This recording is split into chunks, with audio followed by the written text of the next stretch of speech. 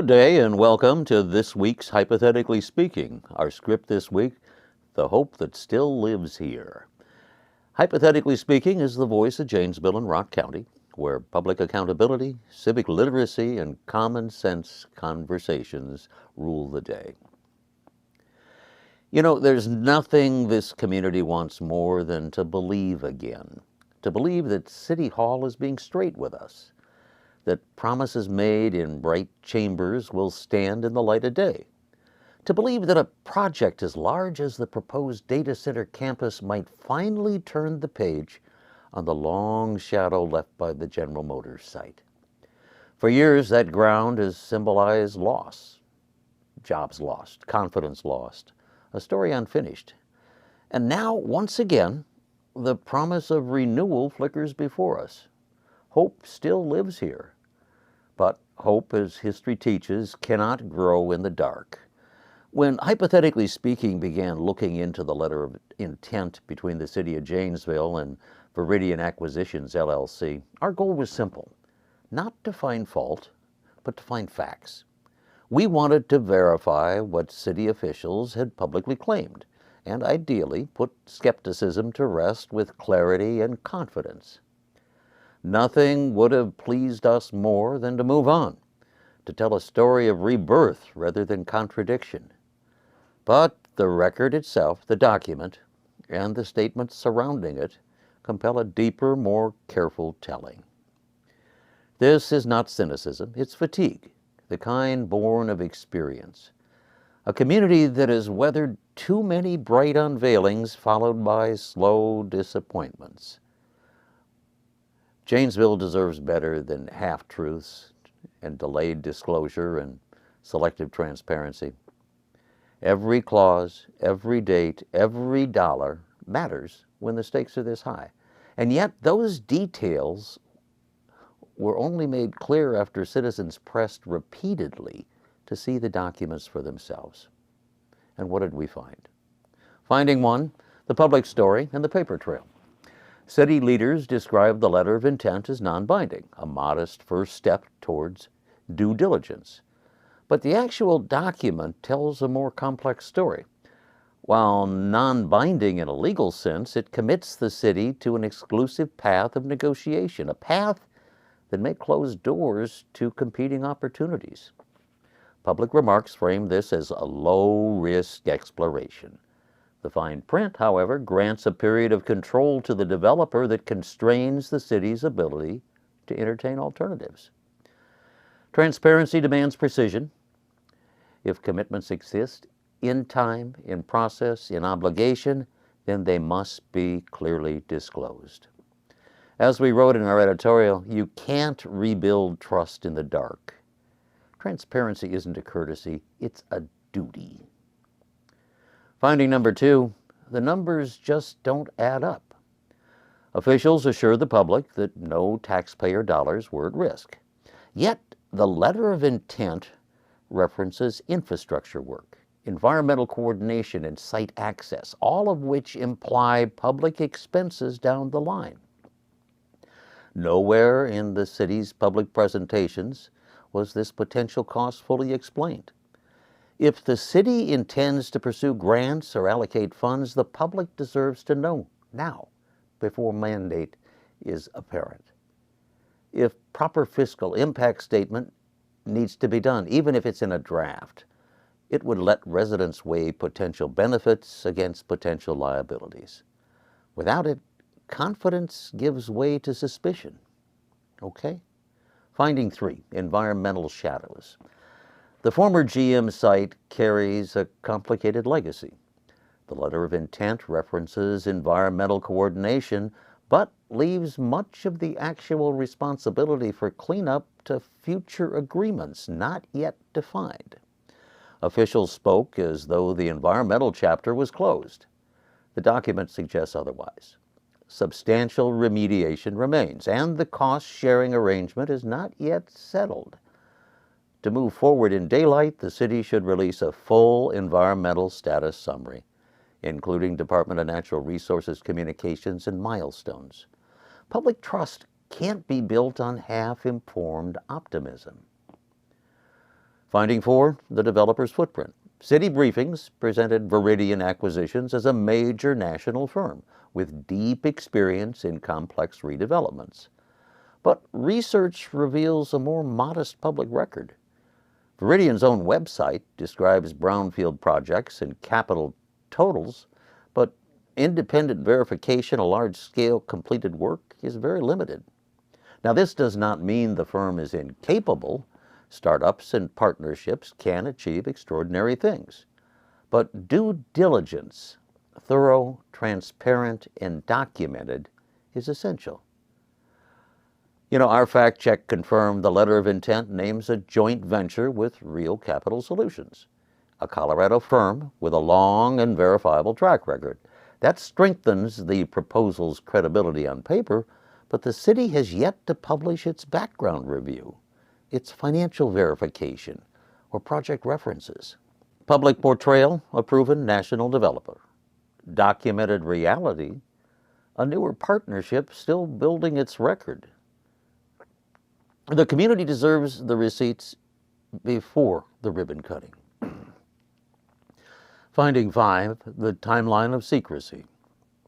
For weeks, requests to view the letter of intent were met with the phrase, "still being finalized." Yet the version later released appears substantially complete before the council votes. That delay, whether by design or neglect, denied citizens their right to review the terms before approval.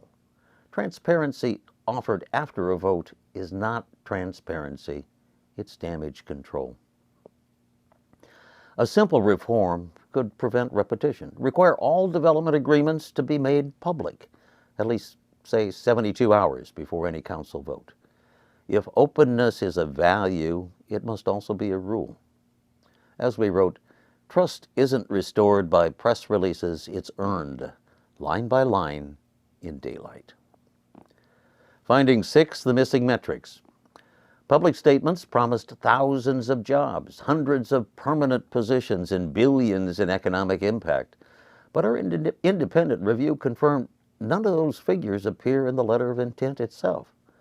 Those numbers originate in developer projections and city briefings, not in the actual document. The LOI speaks of potential investment, but sets no binding requirements for job creation, wage standards, or community reinvestment. Hope needs metrics. If the city proceeds, future contracts must contain specific, enforceable benchmarks tied to incentives and land transfers. Finding 7, lessons from the past. Janesville's walked this road before. Big announcements, bigger expectations, and too often disappointment left in their wake. When process moves faster than understanding, when documents remain sealed until after the vote, the result isn't efficiency, it's erosion. Transparency isn't just good government, it's good business. Investors and residents alike watch how a city handles disclosure. Credibility earned in the open is worth more than any tax incentive ever offered. Now to the fact check edition. A full independent review of our reporting conducted by a neutral team of disinterested readers. Their findings confirm most of our key claims, that the LOI, Letter of Understanding, covers 250 acres, that it is non-binding, that the purchase price is $10 million, and that remediation and entitlement estimates match our reporting. Where clarification was needed, we corrected the record. The LOI itself does not promise 11 buildings. It refers to a multi-building, 800-megawatt development. The job and investment numbers, 1,200 construction jobs, 600 permanent jobs, $2 billion in impact, appear not in the LOI, but in developer and city projections. We've since updated our wording accordingly. That's what responsible journalism requires. Accuracy is not a favor to readers. It's our first obligation. Our reviewers also noted an internal timing inconsistency in the letter of intent. One clause granted 120 days to negotiate. Another stated clearly expiration after 60 days. Both appear in the city's version and both remain uncorrected as of this broadcast. In short, most of our reporting stands firmly as we represent it. Where ambiguity existed, we clarified. Where error was possible, we corrected. That's the accountability we expect of ourselves, and we expect nothing less from our city. Our editorial standards and interview policy is as this is represented. Following recent interviews, we were asked to submit questions in advance for future conversations. Okay? While we understand the wish for preparation, we must affirm and reaffirm our long-standing practice. We do not pre-submit specific interview questions. Our guests always know the general topics, but public dialogue should not be a rehearsed theater. It should be authentic. It should be open, and it should be unscripted. To those who have suggested we, quote, play loose with the facts, end quote, we offer this simple answer. Every edition of Hypothetically Speaking is independently fact-checked. We welcome scrutiny because accountability begins with ourselves. Our community spotlight this week is on Havana Coffee. If you're looking for a place to reflect or just recharge before a council meeting, stop by Havana Coffee at 1250 Milton Avenue. It's a Janesville original where espresso meets engagement. Their team supports local journalism and civic education, and they remind us that conversation is the heartbeat of a good community. We thank Danella and the Havana Coffee family for keeping the spirit of dialogue warm and alive. We also have a partnership with Nowlin Law Firm and attorney Tim Lindau. We're grateful for their continuing support of civic education, integrity in government, and ethical leadership. Because when law and conscience work together, communities grow stronger, not just larger. Together with partners like Havana Coffee and Nowlin Law, we're building a culture of engagement, one rooted in both tradition and transformation. So what then does all this mean for Janesville? It means hope still lives here, but hope must be tended with truth. We can still celebrate a great project rising on that old GM site. We can still write a story of renewal, but celebration requires trust, and trust begins with light. The city faces a choice: double down on a controlled narrative or open the books and let the record speak for itself.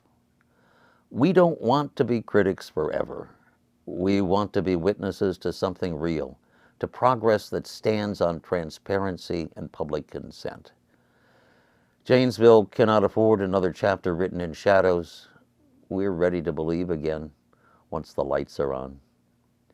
Hypothetically speaking, independent civic journalism for common sense governance. Because in a democracy, the people always deserve the last word. Our call to leadership isn't about ego, it's about service. It's about showing up, listening deeply, and acting with purpose. Hey, there's 3 ways for you to begin. Volunteer with a civic group, serve on a local board or commission, or run for public office and lead the change.